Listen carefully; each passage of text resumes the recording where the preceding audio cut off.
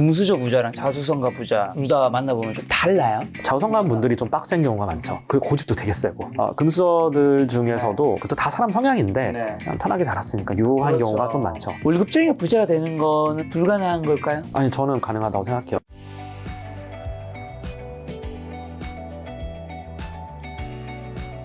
저 서울 사이엔드 3대장으로 아까 말씀해주신 나인원 한남과 한남더일과 아크로 서울 포레스트가 있는데 근데 터보님 왜 나인원 한남에 살고 계세요? 분양을 받아서 살고 있습니다. 네. 나머지는 제가 사실 나인원 한남 분양받기 전에 한남더일도 좀 많이 알아봤었고 네. 한남더일 뭐 85평도 좀 많이 알아봤었는데 네. 일단 구조가 마음에 안 들었었어요. 네. 그래서 이제 나인원을 분양받은 게 신축이 좋지 않겠냐 분양받은 게 있고 아크로 서울 포레스트는 제가 이제 성수동에 살아보니까 물론 서울 수입이 있고 너무나 좋은데 뭐 아이랑 같이 살기에는 한남동이 훨씬 좋겠다라고 생각했던 게 있습니다. 근데 2018년에 나인원 한남에 42억 8천에 75평 샀는데 지금 110억 정도라면 네네네. 거의 한 70억 가까이 오른 거잖아요. 이 단기간에 왜 이렇게 많이 오른 거죠? 뭐 여기뿐만 아니고 반포도 네. 되게 많이 올랐고요. 네. 사실 ASF는 분양 가격이 37억이었어요. 77평이. 37억 5천에 프리미엄 2억이었어요. 39억 5천을 주면 77평 로열동을 받을 수 있었어요. 그러면 39억에서 지금 실거래 찍힌 게 거의 140억 가까이 되니까 물론 145억은 좀 예외적으로 좀 높게 찍힌 것 같긴 한데 어쨌든 무조건 100억 이상 다 보고 있잖아요. 네. 그렇게 봤을 때 ASF 77평의 로요루스 되게 뷰가 되게 잘 나오는 거기는 더 많이 올랐고요. 분양 가격이 나인홈보다 더 쌌어요. 거기가 더 많이 올랐고 결국은 희소성이라고 보고 있습니다. 네. 22년에 ASF 77평도 그렇고 나인홈도 그렇고 한남돌도 그렇고 아예 하락거래가 없었어요. 아예 딴 데 다 빠질 때 하락거래 자체가 없었어요. 여러 가지 이유가 있는 것 같아요. 대형평대 사시는 분들이 실수요자분들이 많고요. 그 갭투자 이런 거 잘 안 하시니까 그런 분들은 그런 분들이 많고 대출이 일단 없었고 저도 나인원 들어갈 때 대출 1원도 못 받고 들어갔거든요. 임대료 분양이긴 했지만 임대 보증금이 34억 4천이었어요. 당시에. 그래서 당시에 경쟁률이 5.5대 1이었는데 당첨이 되고도 포기한 분들이 되게 많아요. 현금이 없어서. 네. 저 그리고 그전에는 원래 반포 레미안 퍼스티지랑 설해마을 고급 빌라 70평 중 설해마을을 사셨었다고요. 네네네. 근데 그게 또 결과적으로 잘못된 판단이었다고. 너무나 잘못된. 원래 또 설해마을에 전통적으로 예전에 부자분들 많이 계셨, 연예인분들도 많이 계셨고. 네네네, 맞아요. 저는 이렇다라고 생각을 해요. 왜 내가 그때 그런 결정을 내렸을까 생각을 해보면 네. 두 가지라고 생각을 하는데요. 하나는 일단 제가 그 당시에는 부동산 공부를 하지 않았었어요. 하지 않았고. 네, 하지 않았었고 너무 어린 나이였고 네. 사실 되게 어린 나이였습니다. 당시에는. 네. 그 두 번째로는 사람은 무언가 중요한 판단을 할 때조차도 네. 타성에 의해서 판단해요. 근데 내 주변 사람들 다 고급 빌라 살고 다 서래마을 살고 그리고 여기는 뭐 70평을 사면 저기는 30평을 가야 되는데 평수를 반으로 줄여야 되는데 굳이 왜? 근데 이 대단지 아파트가 가지고 있는 여러 가지 네. 인프라라든가 생활 편의에 대해서 경험을 해보지 않고 굉장히 선입견을 갖고 많이 봤던 거죠. 그 타성에 의해서 판단했다. 이 두 가지가 굉장히 큰 실패 요인이었다고 생각합니다. 근데 설해마을이 예전의 설해마을 같은 느낌이 아니듯이 전통이 붙여 성북동, 평창동, 설해마을에서 이제 기존 부자들이 그래도 좀 떠나고 있다면서요? 많이 떠났죠, 이미. 네. 네네. 혹시 그 이유가 그분들이 떠난 분들이 다 말씀하신 한남동, 네네. 성수동 쪽으로 가는 거겠죠? 한남, 성수, 그리고 이제 반포에 네. 한강변 있는 아파트 네. 뭐 많이 떠나셨는데 네. 저는 설해마을 되게 오래 살았는데 떠날 수밖에 없는 게 아. 일단 부자들이 수요로 하는 주택이 당시에는 뭐 청담동 고급빌라라든가 네. 삼성동 아니면 설해마을 고급빌라, 방배동 고급빌라 이런 데밖에 없었어요. 네네. 당시에는 아파트라고 하는 상품이 서민들 사는 데였어요. 당시에는. 물론 뭐 신동 아파트 69평짜리 있었고 압구정도 큰 평수가 있었지만 이미 2000년 초반에 뭔가를 결정할 때에는 네. 이미 너무 구축이었고요. 그 당시에. 네. 신축으로 지어지는 그런 고급 빌라들이 나름의 층고도 높이고 네. 막 120평, 막 130평 이렇게 해가지고 엄청 크게 베란다도 넓게 빼고 이렇게 해가지고 정말 부자들이 살 만한 그런 네. 상품을 제공을 했다라고 하는 게 주요 요인인데 근데 이게 패러다임이 바뀌기 시작한 게 전 2008년, 뭐 7년? 그리고 더 앞으로 보면 타워팰리스의 등장이라고 좀 보고 있거든요. 그래서 부자들이 살 만한 주거지가 과연 있느냐? 이게 굉장히 중요한데 부자들이 살 만한 주거지는 일단 평수가 넓어야 돼요. 공간이 넓어야 되고요. 그리고 뭐 이제 층고라든가 다른 어떤 좀 럭셔리한 자재를 쓴다든가 이런 네. 것들이 있어야 되는데 일반 아파트가 그런 역할을 하고 있지 못하다가 이제 대형 평형대 아파트들 그리고 네. 고급화 거기다 커뮤니티까지 붙고 거기다가 단지까지 붙고 네. 그래서 각종 생활 인프라가 다 같이 들어오면서 사람들의 인식이 완전 변한 것 같아요. 그래서 이제 이동을 많이 한 게 있고 그러다 보니까 여기 집가 상승이 눌려 있었을 거 아니에요. 그리고 네. 개발 가능성이 낮잖아요. 네. 그리고 아파트 같은 경우는 재건축을 할 때 뭐 3,000세대, 4,000세대에서 전체 필지 다 묶어가지고 전체 세대를 다 묶어서 하다 보면 대규모 개발이 가능하고 규모 경제가 가능하고 그리고 굉장히 많은 생활 인프라를 넣을 수가 있는데 빌라들은 재개발이 안 돼요. 재건축이 안 됩니다.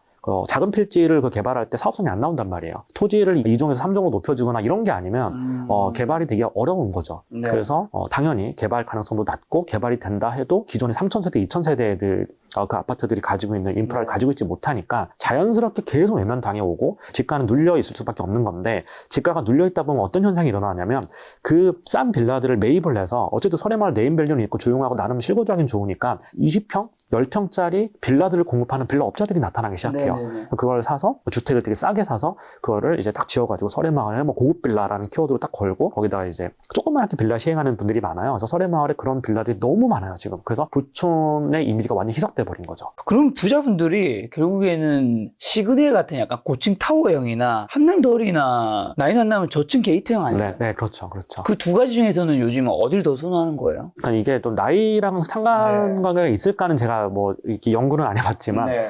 나이가 좀 있으신 분들은 타워형보다는 좀 게이트형, 그 저층 아파트 선호하는 분들이 좀 많은 것 같고요. 네. 젊은 부자일수록 타워형의 뭐 고층의 뷰 되게 멋있고 이런 데를 선호하는 분들이 좀 많은 것 같긴 한데 꼭 그렇지는 않습니다. 그래서 이건 약간 호불호의 영역이라고 저는 생각해요. 네. 약간 위로 올라갈수록 어쨌든 그 뷰에서 오는 네네네. 성공의 맛? 네, 그런 것도 있고 또 이제 SNS에 자랑하기 되게 좋잖아요. 아, 그쵸. 네, 오늘 하루도 수고했다 그러면 딱 한번 찍. 근데 저층 게이트는 사실은 좀- 네, 딱 찍으면 단지밖에 안 보이니까. 아, 네. 네, 그렇죠. 그럼 이제 어쨌든 설해마을 살아보셨고 그 다음에 트리마지 살아보셨다고요? 네네네. 나인우 한남 이렇게 부자 동네 다 살아보시니까 부자 동네는 좀 다른가요, 정말? 다른 동네랑 일반 분들이 사시는 동네 있잖아요. 어쨌든 말씀하신 설해마을도 부자 동네고 트리마지도 부자, 나인우 한남은 더 부자분들이 많이 살고 계시잖아요. 다르다라고 하는 게 어떤 뭐 예를 들면 뭐 다른 동네 이제 구에 갔을 때 네네네. 분위기라든가 아, 네네. 물론 다 너무 좋은 동네 사셔서 못 네네네. 느끼실 수도 있긴 한데 근데 그런 건 있는 것 같아요. 확실히 제가 반포 아파트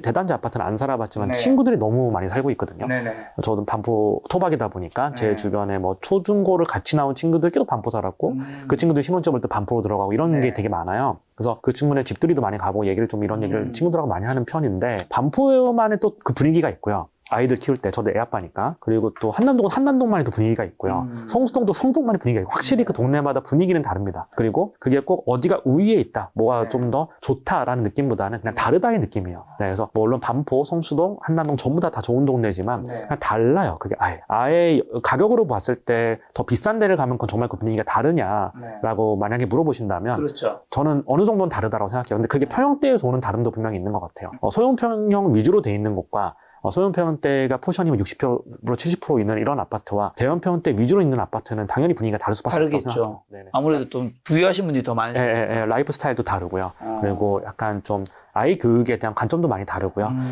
그리고 아이를 학원 보내고 뭐 이런 어떤 세팅을 하잖아요. 저희가 네. 이제 아이를 키우면서. 근데 그런 것들이 단지 분위기를 많이 조성을 하는데 그런 부분에서 선택 자체가 좀 많이 다른 것 같다라는 생각을 많이 했어요. 그럼 주변에 있는 진짜 자산가 분들은 자녀 교육 어떻게 시키나요? 막 이제 우리가 엄청 돈이 많으신 분이 아닌 정도면 대부분 의사 변호사 막 시키고 싶어 하잖아요. 진짜 이것도 케바케인데요. 네. 너무나 케바케라서 예를 들어서 뭐 1,000억 이상 자산가 이렇게 시키고요. 뭐 네. 500억 이상 이렇게 시키고 이런 건 없는 것 같고요. 다 각자 케바케이긴 한데 그래도 경향성이라는 건 있잖아요. 그렇죠. 경향적으로 보면 그래도 부가 이렇게 증대할수록 부가 계속 올라갈수록 그 자녀를 막 되게 이렇게 대치동 스타일로 키우려고 하는 집들은 좀 적어지는 것 같긴 해요. 그건 확실해요. 그거는. 그래서 어느 정도 부가 물론 엄청난 부를 가지고 있는데도 네. 대치동 스타일로 시키려고 하는 분도 있어요. 있겠죠. 근데 경향적으로 보면 확실히 적어요. 네, 다른 대안이 너무 많으니까. 다른 대안이라면 다른 대안이면 유학을 보낼 수도 있고요. 유학을. 그리고 꼭 대치동에서 아이를 키운다고 얘가 굉장히 뭔가 되게 좋은 인재로 자라난다라고 하는 그 확률이 전 그렇게 높지 않다고 생각하거든요. 저는. 물론 그게 목표가 영재고등학교 들어가고 좋은 대학교 가는 거면 그런 거면 뭐 진짜 스파르타로 어릴 때부터 뭐 7살, 8살 때부터 스파르타 시키는 게 맞을지 모르겠으나 그게 과연 그 아이의 인생 전체적으로 봤을 때 좀 약간 좀 리더 같은 아이로 키울 수 있는가를 보면 전 그렇진 않다고 생각을 하거든요. 그래서 선택이 좀 많이 달라지는 것 같긴 해요. 거기서. 그러면 터보님은요? 어떻게 저는 방향을? 아이가 너무 어려서 아직 못 정했습니다. 아직 2살이라서 2살 때 뭘 정할 건 아닌 것 같아서 키우면서 생각해보자 이러고 있습니다. 네.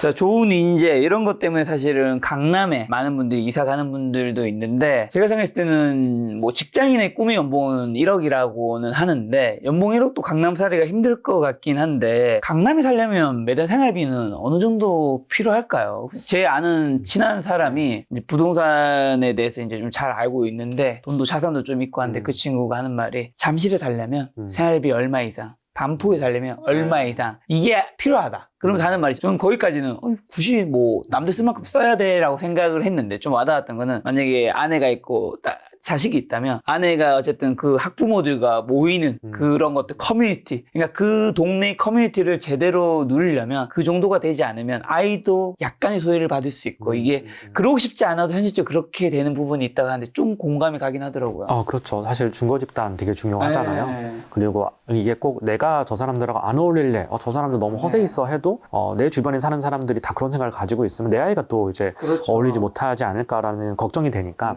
당연히 그럴 거라고 생각합니다. 제 주변에서도 그냥 큰 사업을 하는 건 아닌데 그냥 뭐 이제 외식업, 자영업, 이제 고깃집 같은 거에서 좀 잘 버시는 분들이 있잖아요. 월 뭐 2, 3천, 3, 4천씩 버는 분들이 있어요. 근데 그분들이 반포에 딱 오고 나서 자기가 이렇게 반포에 오기 전에는 우리가 제일 잘 살았는데 강서구 이런 데 살 때는 그렇죠.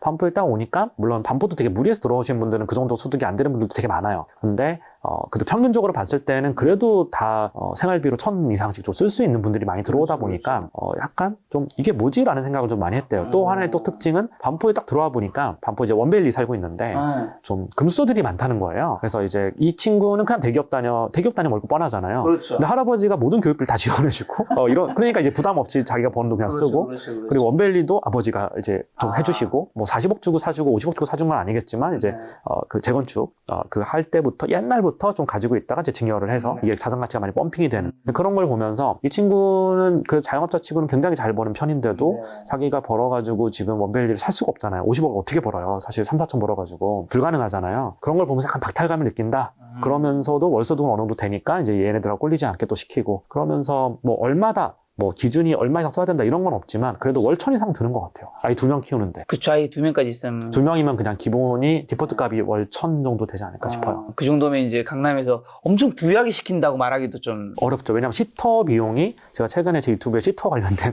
콘텐츠도 한번 다뤘었는데 시터 비용이 지금 시세가 만약에 아이 둘이면 시터를 안 쓰면 진짜 힘들어요. 그래서 시터를 쓰시면 세후로 380에서 400 정도 줘야 돼요. 근데 연봉 1억이면 세후로 650 정도밖에 안 돼요. 그 실수령액이.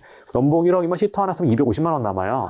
그러면 살 수가 없어요, 거기에. 그럼 아예 시터를 안 쓰던가 그렇게 해야 되는데 교육비도 만만치 않잖아요. 그렇죠. 그렇습니다. 야, 그럼 일반인이 강남에 들어가는 건 지금은 많이 어려워진 거라고 봐야 되겠네요. 뭐 가능은 하겠지만. 그러니까 이게 사실은 저희가 기준을 뭐 언벨리나 뭐 반랩터나 이런 데서 그래서 좀 쓰시는 분들 기준으로 자꾸 맞춰서 그렇지 거기를 좀 주류로 이끄는 아주머니들 좀 계시잖아요. 맞춰서 그렇지 사실 또 그 안에서도 원벨리만 해도 3천 가구인데 그 안에서도 그래 나는 저런 것까지는 안 시킬래라고 하는 분들도 많아요. 그러면 이제 생활비가 확 낮아지죠. 그럼 예를 들어 세후로 월 1,500을 못 번다고 강남에 못 들어가냐? 그건 또 아닌 것 같아요.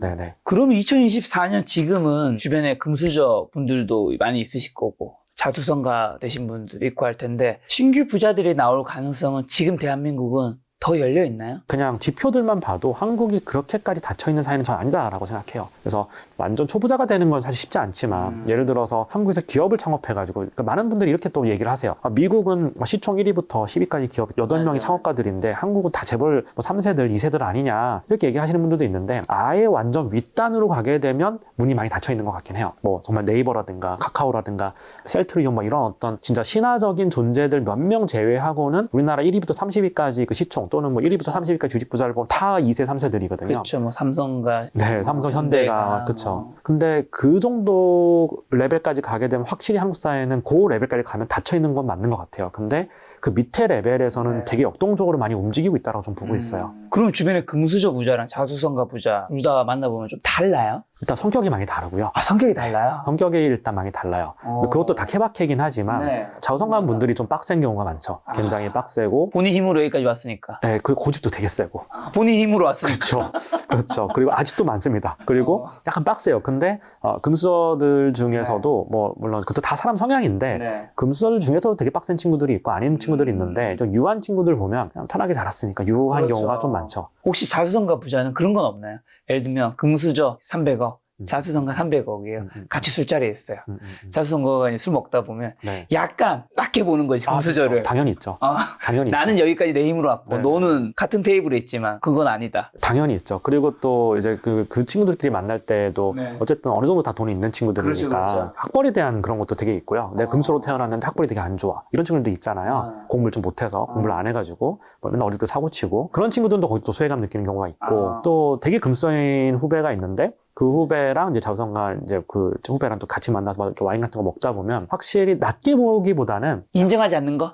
인정하지 않는 거? 또 그래봤자 이런 거 있잖아요. 그런 게 확실히 있긴 있죠. 그럼 금수저 태어나면 더 잘 된 사람과 망한 사람은 좀 어떻게 나뉘나요? 그 제가 아는 후배 중에 한 명이 네네네. 어떤 금수저인 친구가 있는데 되게 재밌는 게 이게 약간 네. 2세랑 3세가 좀 다른 것 같아요. 2세, 3세. 네. 확실히 좀 구분이 되는 경향은 확실히 저는 있다라고 봐요. 네. 그러니까 이제 제가 최근에 럭셔리 취미, 고급 취미에 대한 컨텐츠를 하면서 도대체 이런 건 누가 즐길까 이런 이제 생각을 좀 해보다가 2세가 즐기는 경우보다는 3세가 즐기는 경우가 압도적으로 많고요. 일단 어떤 취미죠? 예를 들어 미술이라든가 미술. 아니면 뭐 이제 뭐 진짜 뭐 클래식 음악 이런 거 오디오라든가 이런 거. 오디오도 엄청 비싼 거는 뭐 와인도 그렇고 약간 그 취향의 영역 있잖아요. 그러니까 네네네.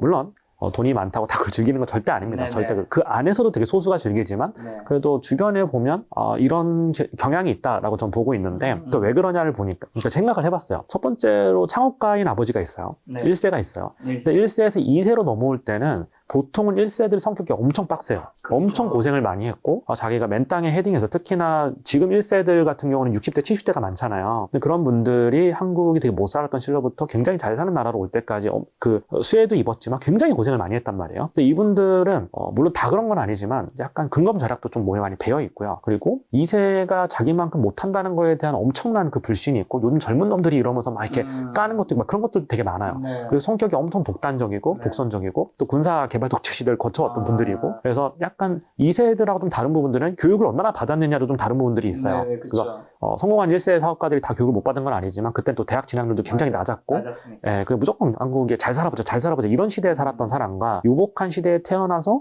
유복한 환경에서 나름 교육도 잘 받고 뭐 영어도 익숙하고 그리고 좋은 대학에 가서 교육을 잘 받은 2세와 좀 다를 수밖에 없거든요. 네네. 그렇게 봤을 때 2세는 뭔가 하고 싶어 하지만 1세랑 마찰이 되게 많아요. 1세가 좀 성격이 빡센 경우가 많으니까.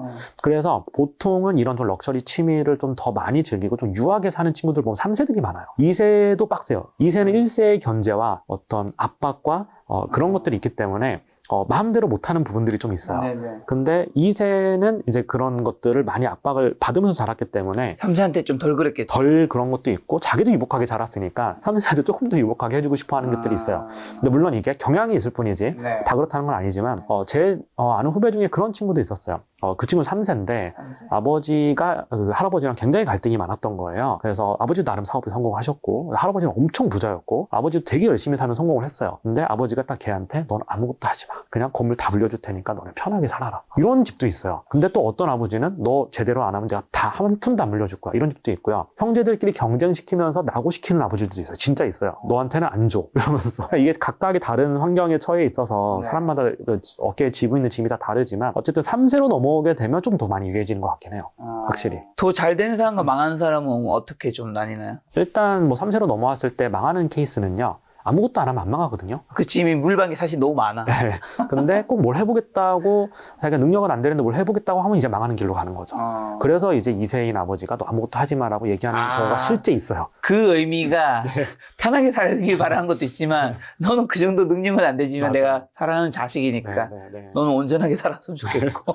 근데 실제로 막 그 상장기업인데 아들한테 물려주면서 기존에 있던 본업들이 너무 경쟁이 치열하고 이러니까 그 상장기업에서 이렇게 이제 물려줄 때 보통은 이제 아들 보고 되게 푸시를 많이 하잖아요. 근데 혹시 이 사람이 너무 불안하니까 부동산 법인 같은 거 만들어서 혹시 안 되더라도 어느 정도 이상 받쳐줄 수 있게끔 부동산으로 이거를 좀 해칭을 해주려고 하는 아버지들이 꽤 있어요. 그래서 뭐 그런 걸 보면 사실 그런 기업들 주식을 사면 안 되죠, 사실. 네, 이미 성장을 좀 포기한 기업들이니까. 그럼 반대로 흙수저로 태어났는데 성공하신 자수성가 분들이 어떤 좀 특징이 있을까요? 특징은 뭐 다 부지런했던 것 같고 다 똑똑하다고 얘기할 수는 없을 것 같아요. 네. 왜냐하면 이게 IT 쪽으로 더 성공했느냐 진짜 영업만 가지고 성공을 했느냐 다 다르기 때문에 섹터마다. 근데 확실히 IT 쪽으로 크게 성공하신 분들이나 아니면 전업투자로 성공하신 분들 보면 확실히 기본 이상의 머리와 학식과 이런 걸 가지고 있는 경우가 많고요. 기본적으로 굉장히 성실하죠. 진짜. 운적인 요소도 있겠죠. 저는 운이 80%. 터보님 책에서도 모고나우절 책, 네네. 돈의심리학. 그거 하시면서 운에 대한 이야기 하셨던 거 제가 영상 봤었는데. 그분들도 운이 80%라고 얘기를 해요.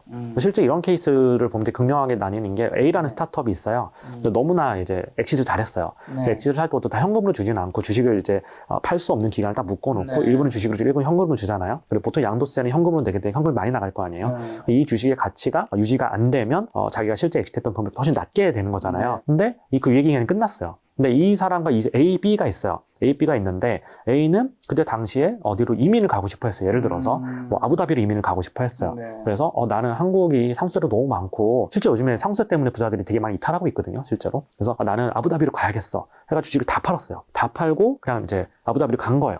그 당시에 예를 들어서 주식을 다 팔았는데 한 몇천억이었어요, 그게. 네. 근데 그 당시가 코로나19 한창일 때 버블이 엄청 껴있을 때였거든요. 근데 그 이후로 주가가 엄청 떨어진 거죠. 네. 근데 이분은 이분이 특별히 해안이 있어서 판 건 아니고 그냥 팔았는데 그게 몇천억이었던 거고 네. 같은 비슷한 금액의 평가액을 받았는데 그거를 이분은 늦게 팔았어요. 그냥 아무 생각 없이 그냥 좀 있다가 그래 뭐 가지고 있다가 뭐 천천히 정리하지 뭐 이랬는데 이분은 5분의 1 토막이 난 거예요. 예를 들어서. 그러면 자산 가치가 5배잖아요. 근데 그 금액대에서 5배면 1, 2천억 막 이렇게 차이가 날 거 아니에요. 근데 그 5배만큼의 노력과 실력이 차이가 있느냐 이거지. 그건 운이죠. 네, 확실한 운이죠. 그런 것들이. 근데 그런 것들이 생각보다 너무 많습니다. 너무 많죠. 최근에도 저희가 많은 분들이 뉴스로 접한 게 새벽 배송 이름 뭐였었죠? 그 마켓컬리요. 마켓컬리가 한때 4조, 3조 가치였는데 네. 최근에 3, 4천억 네네. 가치로 불린다고 기사 나온 거 봤었는데 네네. 구주가 4천억이 아마 안 팔릴 거예요.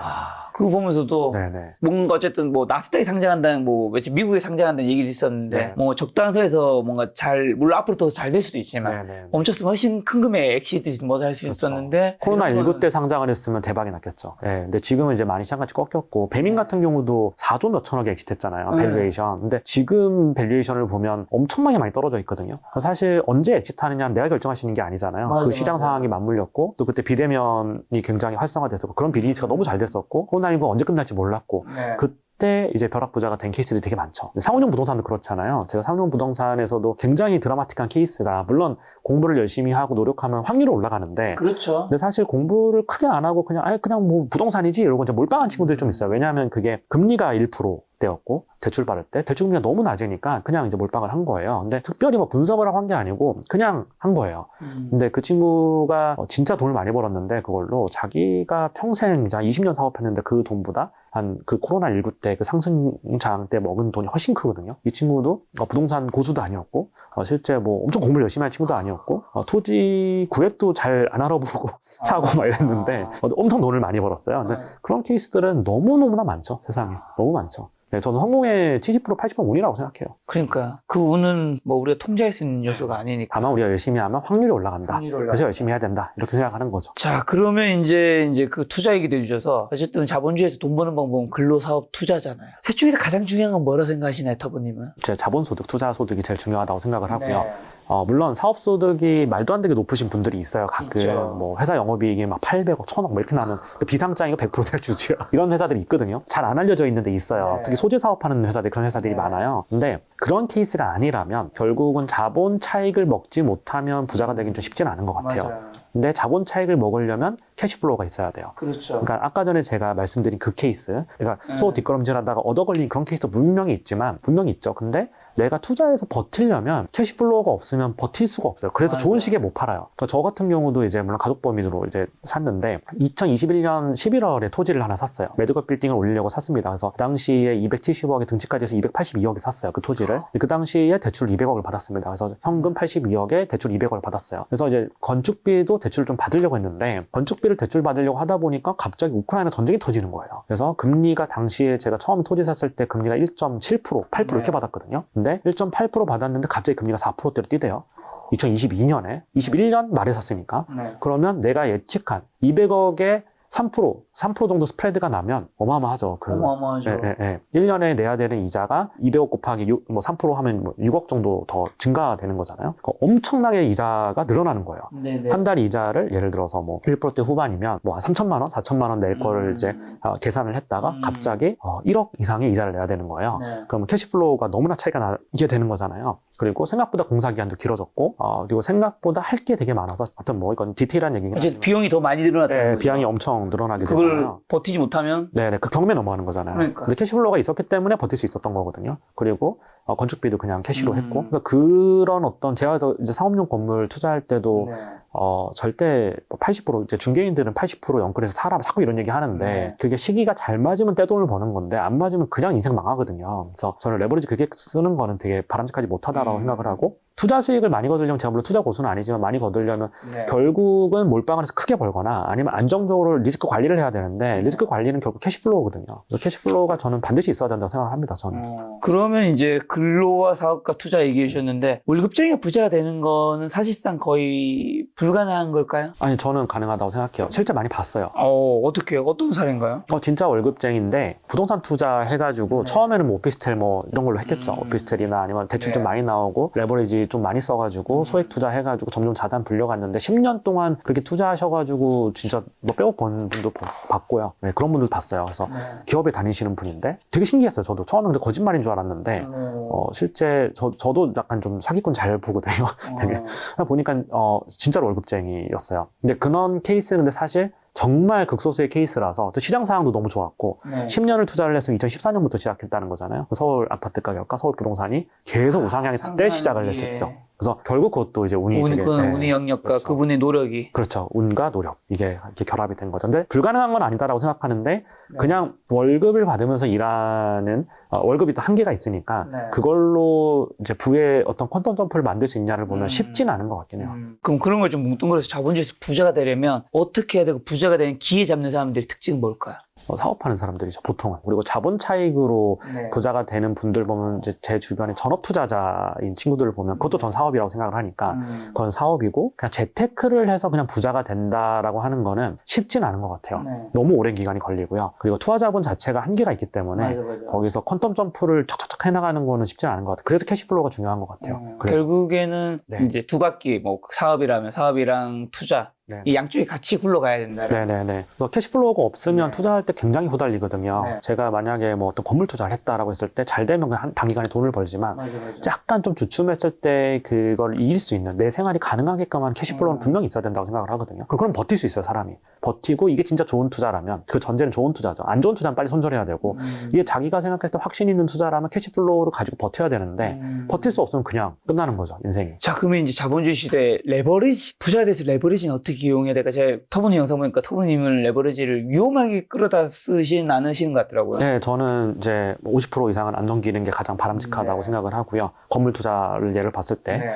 그리고 뭐 사실 그래요. 이게 건물 투자를 할 때 레버리지는 보통 건물 투자할 때 사람들이 많이 얘기하잖아요. 주식할 때도 뭐 레버리지 쓰는 분들도 있겠지만 근데 건물 투자할 때 많은 그 이제 호황기 때 2020년부터 2022년 막 호황기 때 마치 레버리지를 안 쓰면 좀 바보가 된 것 같아요. 맞아요. 네, 그리고 레버리지를 써야만 뭔가 전문가인 것처럼 뭐 이렇게 얘기하는 분들이 되게 많았어요. 근데 그거는 시장이 진짜 딱딱딱 거시경제 변수가 맞았을 때 가능한 얘기고 실제 2022년에 강남 노년 뭐 신노년이 핵심지에 있는 이면도로에 꼬마빌딩 사신 분들이 지금 다 작살났어요. 지금 자기가 만약 레버리지 80% 썼어 100억짜리 건물에 20억이 이제 에쿼티로 들어갔을 거 아니에요. 거기다가 이제 중개 수수료라는 거 들어가면 20억 좀 더 들어갔을 텐데 근데 건물 가격 15%만 떨어져도요. 다 삼각돼요, 그게. 그러면 이제 후달리는 거예요. 팔면 내 돈이 다 날아간 거예요. 레버리지가 그렇게 위험한데 20년에 사신 분들은 다 벌었죠. 근데 22년에 사신 분들은 다 잃었어요. 다 잃은 건 아니지만 대부분 잃었어요. 그리고 실제 강남의 꼬마 빌딩 매매 사례들을 보면 15억, 20억씩 날아간 사례는 수도 없이 많아요. 건물 산다고 돈 버는 건 절대 아니에요. 그거는 업자들이 하는 말이고 자기들이 팔면 자기들 수수료 받으니까 하는 말이고 실제로 그렇지 않아요. 그때만 해도 초등학생 장래희망 건물주, 간물주라 불렸는데 요즘에는 건물주에 대한 키워드가 많이 준 것 같아요. 네, 실제 시장이 너무 안 좋아요. 내수 판매도 이제 통계청 자료 보면 너무 많이 떨어지고 있고 실제 내수 경기 안 좋다가 진짜 안 좋거든요. 그래서 지금 강남 건물, 그러니까 우리가 저기 뭐 강남 지역이 아닌 비강남의 비핵심지에 있는 지역이 아니고 노년, 신노년, 신사 그 이면도로에 그 공실이 되게 많아요. 엄청 많습니다. 맞아. 요즘 가로수길 가면 그 메인 스트리트가 와, 사람이 이렇게 없나? 네. 근데 거기는 임대료가 너무 비싸기 때문에 버틸 수 없어서 나간 거잖아요. 네. 더 이상 핫하지 않고 그 핫함을 뭐 성수동 연무장길이라든가 네. 뭐 한남동 뒤에 꼼대 가는 손길 이면도로 이런 데가 대체를 해버리니까 네. 핫함이 없어진 건데 네. 그냥 우리가 일반적으로 탄탄하다라고 생각했던 뭐 노년, 신노년 뒤쪽에 그 이면도로 상권들이 있거든요. 공실이 그렇게 많습니다, 거기가. 그 공실률이 계속 올라가고 있어요. 그래서 이게 내수 판매랑도 연결이 좀 돼 있는 부분이 있고요. 그리고 공급의 문제랑도 연결이 또 돼 있어요. 공급이요? 그러니까 한참 꼬아빌딩 투자 열풍이 불었을 때 노년동이나 신노년 이런 이면도로에 조그마한 주택들이 되게 많아요. 필지가 작은 뭐 50평, 대지 60평 뭐 이런 대지들이. 근데 그 친구들이 이거를 사면 일단 레버리지를 풀로 땡겨 사니까 돈이 얼마 안 들잖아요. 그 다음에 뭘 하냐면 밸류업을 해요. 맞아요. 리모델링이나 신축을 해요. 신축하죠. 그럼 우리가 한번 생각을 해봐야 돼. 21년, 22년에 거래량이 되게 터졌다라고 하면 21년에 터졌거든요. 그러면 보통 그런 신축 또는 리모델링된 건물들이 공급이 언제 되느냐. 23년, 24년에 대대적으로 되게 돼 있어요. 이게 수요는 안 늘어요. 공급은 늘어요. 신축들이 너무 많아요. 그러면 당연히 여기 들어올 뭐 작은 스타트업이라든가 자영업자들이 들어와 줘야 되는데 여기 수요는 작살나고 있는데 공급이 늘어나니까 당연히 공실이 생길 수밖에 없죠. 그래서 공실이 계속 올라가고 있어요. 근데 프라임 오피스 시장은 굉장히 좋아요. 거긴 또. 네, 뭐 진짜 큰 오피스들 있잖아요. 네. 거기는 공실이 없어요. 근데 근생 건물은 쉽게 공급될 수가 있잖아요. 신축들이. 너무나 쉽게. 빠르게. 네, 프라임 오피스는 대대적으로 개발하지 않으면 공급이 어렵잖아요. 네. 그게 아까 전에 고급 빌라, 고급 아파트 그거랑 또 연결되는 그런 개념이 있죠.